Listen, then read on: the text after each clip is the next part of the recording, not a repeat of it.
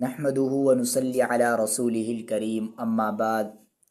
قرآن مقدس کی ایک بہت ہی خوبصورت آیت ہے، ان الذین قالوا ربنا اللہ، جن لوگوں نے کہا کہ اللہ ہمارا رب ہے، ثم استقاموا، اور پھر اس پر استقامت دکھائی، اس سے پہلے کہ ہم آگے بڑھیں اس پر غور کریں اللہ کو رب ماننا کیسا ہے۔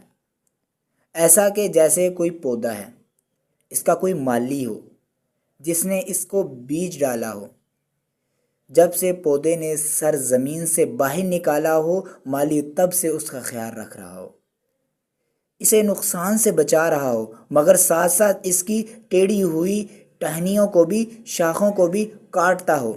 اگر پودے کی سمت خراب ہونے لگے تو اس کو لکڑیوں سے باندھ کر سہارا دیتا ہو۔ آپ پودا بن کر سوچئے، کچھ چیزیں پودے کو اچھی لگیں گی، کچھ اسے بالکل بھی پسند نہیں آئیں گی۔ سختی اور زور زبردستی تو اسے بہت ہی ناگوار گزرے گی، مگر جس دن اس کو یہ سمجھ آ جائے گا کہ مالی کا ہر کام اس کی بہتری کے لیے ہے، مالی اس سے زیادہ جانتا ہے اور مالی کو اس کی بہت فکر ہے، جس دن اسے یہ ادراک ہو جائے گا اس دن سے وہ یہ ٹینشن لینا ہی چھوڑ دے گا کہ مالی اس کے ساتھ کیا کر رہا ہے۔ نہ اسے ماضی کا غم ہوگا، نہ مستقبل کا خوف۔ وہ مالی کے سہارے جیے گا اور اپنا فوکس اپنے کام پر رکھے گا، نہ وہ ہر آنے جانے والے کو للچائی نظروں سے دیکھے گا کہ شاید تھوڑی سی ایکسٹرا کھاد ہی ڈال دے یا زیادہ پانی پلا دے مجھے۔ اسے یقین ہوگا کہ جتنا اسے مل رہا ہے بس وہی اس کے لیے بہتر ہے، اور وہ اپنے حصے کا کام پر فوکس کرے گا، اپنا زور لگائے گا اور باقی مالی پر چھوڑ دے گا۔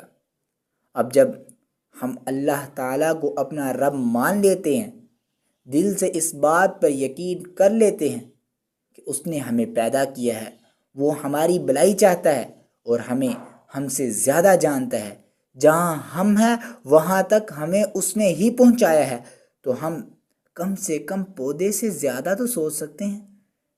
ہمیں یہ سمجھ آ جانا چاہیے کہ ہمیں جو کام اس نے دیا ہے، جہاں ہمیں رکھا ہے، وہاں ہم اپنے پورا زور لگا دیں، بہتر کام کرنا، اس کے بعد نتیجہ اس پر چھوڑ دینا، جو مل جائے اس پر بہتر سمجھنا، جو نہ ملے اس میں بہتری سمجھنی چاہیے، صبر کرنا کہ صبر کرنے سے اس کے ساتھ مل جانا، کہ صبر کرنے سے اس کا ساتھ مل جاتا ہے۔ کس کا ساتھ؟ اللہ کا۔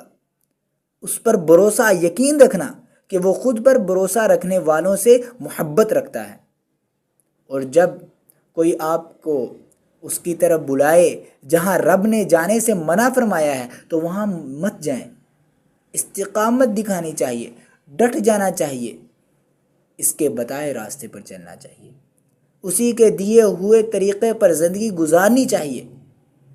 پھر پتہ ہے کیا ہوگا؟ جو اللہ تعالیٰ کو رب مان لیتے ہیں اور پھر استقامت دکھاتے ہیں، تتنزل علیہم الملائکہ، ان پر فرشتے نازل ہوتے ہیں اور ان سے کہتے ہیں اللہ تخافوا ولا تحزنوا، کہ تم خوف نہ کرو اور غم نہ کرو، وابشروا بالجنۃ التی کنتم توعدون، اور اس جنت کی خوشخبری حاصل کرو جس کا تم سے وعدہ کیا گیا ہے۔ آپ کی یہ والی زندگی سکون سے گزر جائے گی اور اس کے بعد والی میں آپ راج کریں گے۔ اللہ رب العزت سے دعا ہے اللہ رب العزت ہمیں عمل کرنے کی توفیق عطا فرمائے۔ وما علینا الا البلاغ۔